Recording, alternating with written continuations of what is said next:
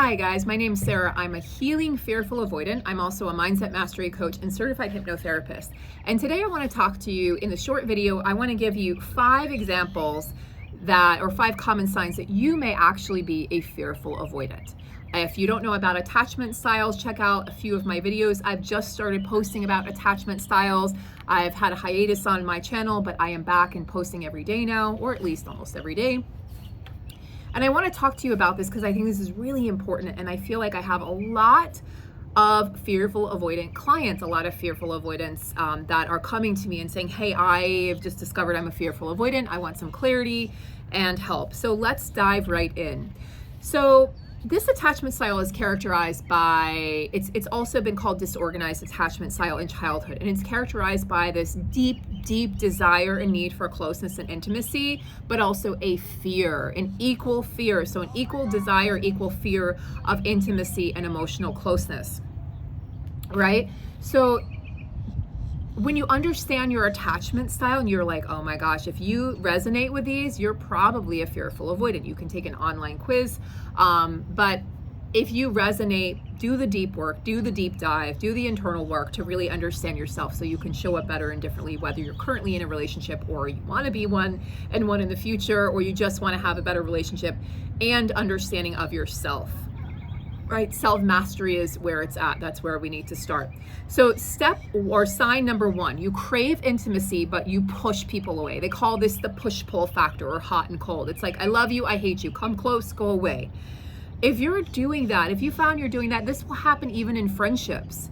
Oftentimes this will happen, like if the fearful avoidant feels like they've exposed themselves too much or been too vulnerable with somebody, and they don't feel like they're receiving it back, or they're receiving mixed signals, or they didn't get the response that they thought they would get or desired, then what they'll do is they'll often shut down and push that person away and sort of go cold. And what does this look like? For instance, I love to give this example of when you're flirting with someone. When the fearful avoidant is flirting with someone, it can look like this. They might make eye contact with somebody at a bar, at a restaurant, or a party, and then they're, kind of getting, hot and heavy with the eye signals. And then that person comes over and the fearful avoidant's like, oh shit, well, things just got real. And then the fearful avoidant might kind of look away, pretend like they're not interested. And I always just thought I was fucking awkward. I thought, oh, you're just awkward, Sarah. No, I had a fearful avoidant attachment style. And again, I'm a healing fearful avoidant.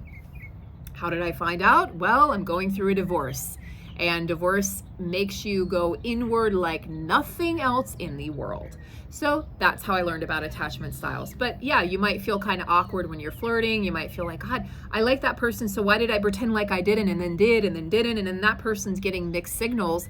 Well, in childhood, you received mixed signals from your caretaker or parent. In other words, sometimes that parent or caretaker would be, you could feel intimately close to them, and then other times you could feel like they were millions of miles away. And you might not have been very validated in your childhood.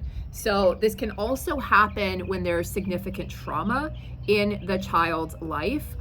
And this can also happen if that child is severely neglected, like emotionally neglected or even physically neglected.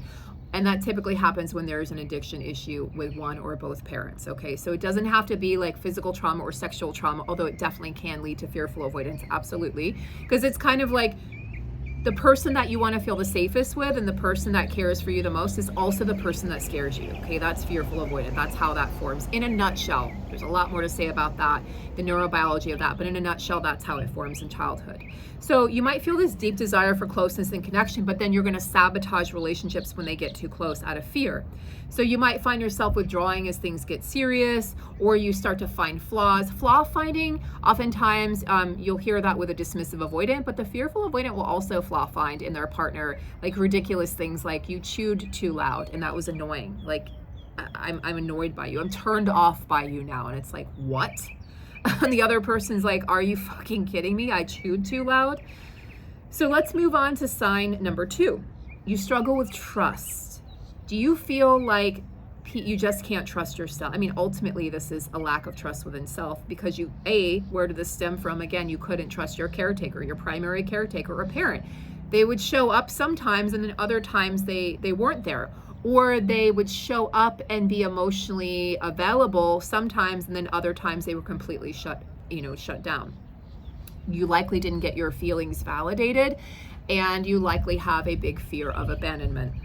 So you may feel that people will ultimately or inevitably hurt or abandon you. So the abandonment is such a big wound. It's a big attachment wound with the disorganized attachment, because you never quite knew, like with the dismissive avoidant, why is that a little, I'm not going to say easier. I don't know what the proper word is. I don't want to say easier, because it's not an easy attachment style to deal with at all for the dismissive avoidant. In fact, they're in a lot of emotional internal pain and struggle. But they got used to the caretaker just not being there for them. The disorganized or fearful avoidant, what's very confusing, and again, why they show up as very confusing, both to themselves and their partners, is that it wasn't always one way or the other. Sometimes the parent showed up for them, sometimes they didn't. Sometimes daddy came home, sometimes daddy didn't. Sometimes mommy drank, sometimes mommy didn't, right? Sometimes the parents or caretaker fulfilled your emotional needs, sometimes they didn't. So you didn't know what to expect. So again, how does this show up in your relationships? Well, you struggle with trusting yourself. You struggle with trusting your ability to trust others. So you're like, ooh, I don't know if this person's good or not. So you may ask all of your friends or all of your family, what do you think? What do you think? What do you think? Well, what do you think, Sandra? What do you think, Matt? Instead of trusting yourself. So the fearful avoidant needs to really go within and learn to trust themselves on a deeper level here, really develop that relationship with self, because the fearful avoidant can definitely self-abandon. So can the anxiously attached, but I feel like the fearful avoidant can abandon way more than any of the other insecure attachment styles.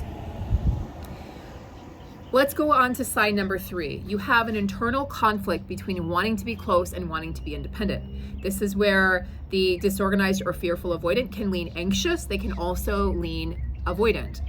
People have asked me, clients have asked me, well, can this depend on the relationship you're in? Absolutely. Somebody can go into a relationship secure and end up insecurely attached by the end of it and have to work on becoming secure again. So this fearful avoidant at times will lean anxious, at times will lean avoidant. And that will depend on what's going on, the dynamics that are going on within that relationship. And again, if you're with another avoidant and they're showing up anxiously, you're probably going to show up avoidant and vice versa. You guys will flip-flop, which is, again, very confusing and really hellish for both people involved. So they may feel suffocated. You might feel really suffocated by others' needs, a lot like the dismissive avoidant, right? You're like, oh my God, this person wants so much of my time, or like you just want to sort of maintain your independence. You might feel like, you know what, I don't know if I'm cut out. I actually said this to my husband. I don't know if I'm cut out for marriage, but I really, really wanted it. And I still really, really want it. Again, and he had that same fear of like, I don't know if I'm cut out for marriage either. Well, those are limiting beliefs. They're attachment wounds. They're not true. That's not true, but that's what that limiting belief tells us is true. So we both, what are we going to do? We're going to sabotage. Here's the thing about the fearful avoidant.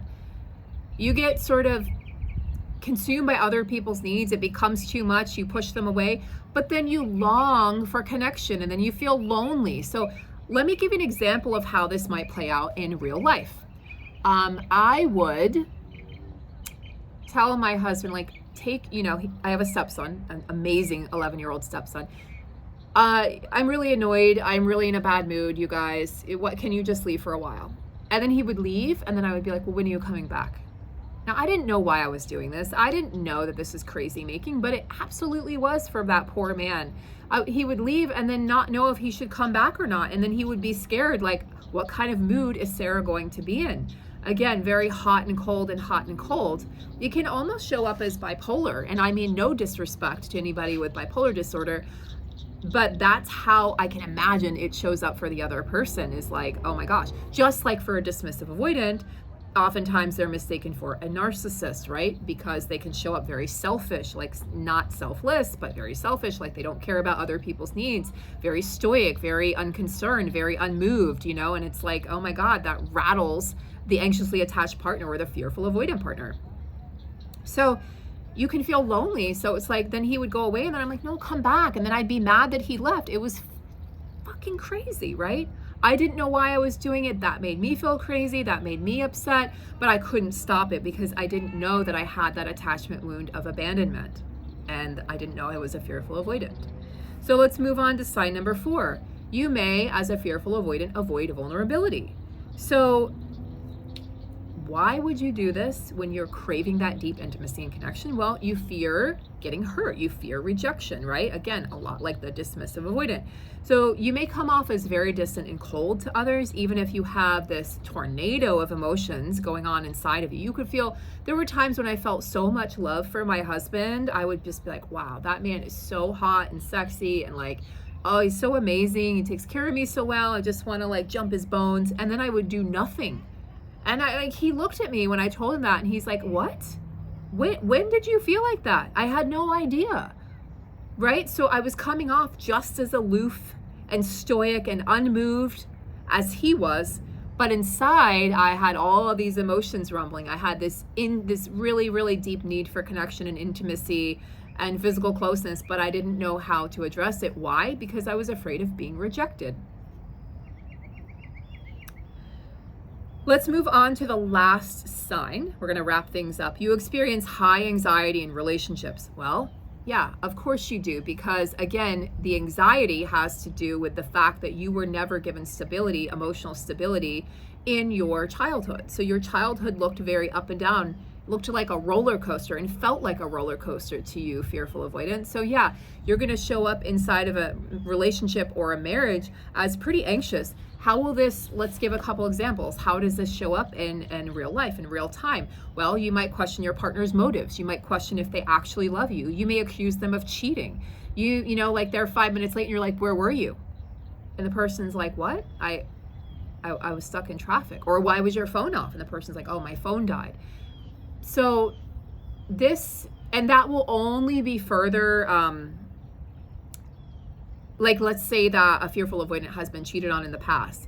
Those fears are going to come out even more if that person's been cheated on in the past inside of the current relationship, because they're going to carry all that with them if they haven't dealt with their attachment wounds, if they haven't healed from those previous relationships, right? So yeah, you might get overly anxious if your partner doesn't respond to a text. What's really interesting about this, and I'd love to hear your guys' thoughts in your experiences, is when I was getting to know my husband, he actually showed up as anxious, and because of that, I was able to be more relaxed. I was the avoidant one. I didn't know that, but I was like cool, calm, and collected. And then the moment I felt the switch, that's when I became the more anxious one, and he became the avoidant. And then we would just flip-flop. And then towards the end, we were both avoidant because we were both so scared of rejection. And we had both threatened divorce so many times. Very toxic, I know, trust me. That's why I'm healing. That's why I'm working on it. That's why I call myself a healing fearful avoidant. But because we had done that so many times, when it actually happened, I left within 2 weeks of him saying he wanted a divorce. I talked to his friends and family and found out that it's likely that he didn't actually want that. He was actually just trying to get me to see his point of view. He was actually trying to get my attention. But because of my fearful avoidant tendency and my attachment wounds, I ran out of there like a bat out of hell, because I absolutely did not trust him at that point. I didn't trust his intentions. I didn't trust anything. And I was like, I gotta go. So what did I do? I moved across the country, right? In a dramatic turn of events. There are reasons for that. I have friends and family here, but that's what I did. Is instead of just calming down, and taking some time, I felt like I needed to get out of there to protect myself. So I hope this has given you guys some clarity with me sharing examples and opening up and being vulnerable about what I've just gone through and how I came to an understanding of my attachment style. But especially for my fearful avoidance, or maybe you're in a relationship with a fearful avoidant, I really hope that this gives you an explanation, because God knows I could have used it while I was going through my marriage. I don't know if it could have saved things, but it could have at least given me an understanding of why things were playing out the way that they were. We were having this parts party, like if you know anything about parts therapy, we have different parts that run different shows, right? That are most of the time trying to protect us. They may be trying to give us pleasure, but typically they're trying to protect us. And these parts were just running the show for both of us, but neither one of us knew it. So here we are, here's his part, here's my part, and we're having this parts party. We're not showing up as adults, we're showing up as inner wounded children.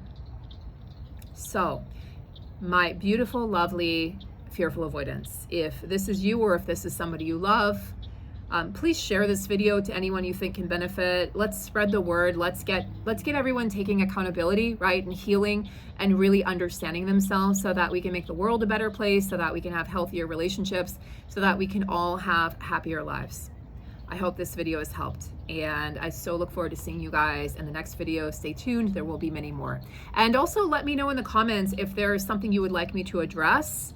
I will definitely take note of that, and I will do my best to address that topic in a future video. Thanks very much, guys.